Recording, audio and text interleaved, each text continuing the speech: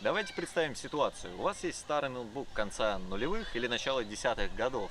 И вроде как все с ним неплохо. В нем есть какой-нибудь i3 или i5 процессор, видеокарточка, что-то в духе GT 640M или что-нибудь подобное.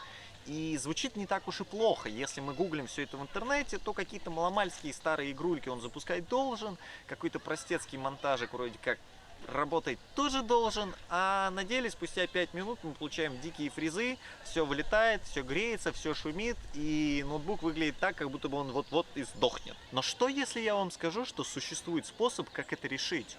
Что если мы можем превратить этот греющийся кусок пластика в действительно рабочую машинку?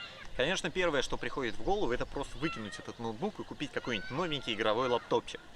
И в целом это тоже вариант. Но у нас есть способ более гениальный. Начнем чуть-чуть с предыстоков. Почему происходит эта проблема? Объективно говоря, все эти видеокарточки типа там GT 640M и подобное железо на самом деле способны тянуть все эти старые игрульки и какой-нибудь простецкий монтаж. Мир настолько сильно у нас не усложнился, чтобы вот это вот железо не могло с этим работать. Конечно, за AAA тайтлы конца 10-х годов или начала 20-х мы разговор вообще вести не будем, но обычно эти ноуты по каким-то причинам не запускают даже то, что они теоретически должны были. И проблема здесь заключается в тротлинге.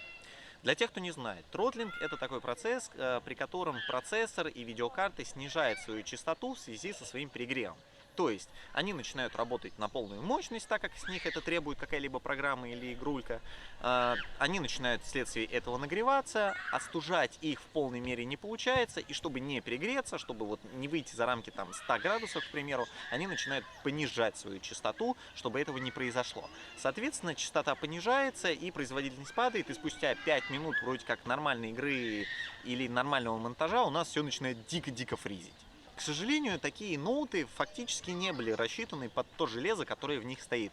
Даже те огромные медные трубки, которые вы можете увидеть, разобрав эти ноутбуки, все равно не способны охладить вот эти вот старые тепловыделяющие видеокарты и процы, которые не были заточены под такие маленькие корпуса.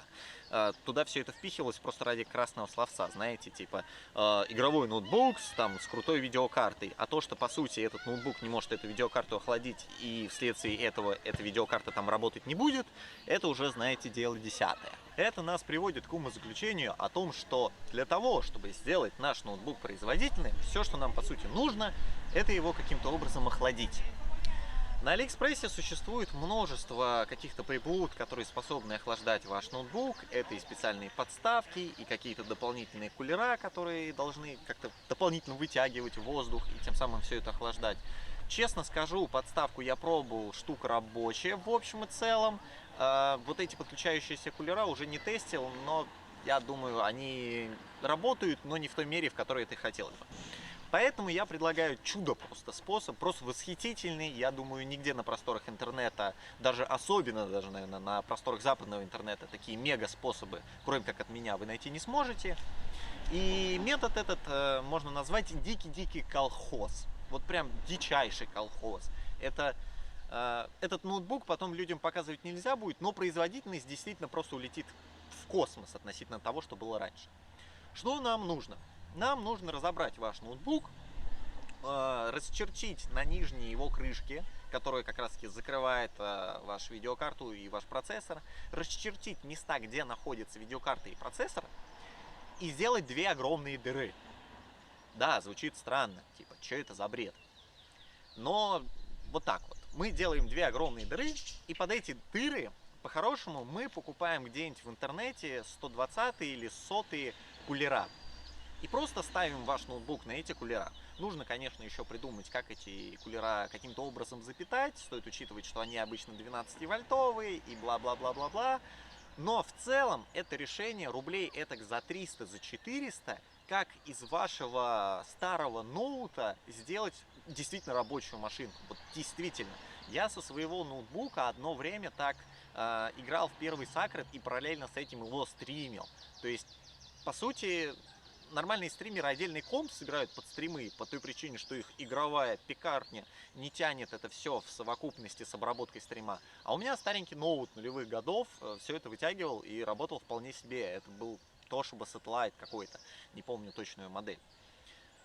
Звучит, опять-таки же, повторюсь, очень-очень колхозно, но метод дико рабочий. То есть вы просто разбираете ваш ноут, узнаете, где находятся эти компоненты, пару огромных дырок, два кулера снизу, на это все дело поставили и полетели. Можно, конечно, также купить с Алиэкспресса какую-нибудь просто подставочку с огромным вентилятором. Можно, к примеру, купить эту же подставочку и сделать дырки в совокупности, чтобы не возиться с кастомными кулерами за 300 рублей, чтобы их потом как-то геморройно не питать. Но метод рабочий. Вот если вы искали какой-то дешевый колхозный метод, как сделать из вашего ноута суперрабочую машину, я вам его дал. А с вами был Галай. Спасибо, что вы досмотрели этот видеоролик до конца, и до встречи в следующем ролике.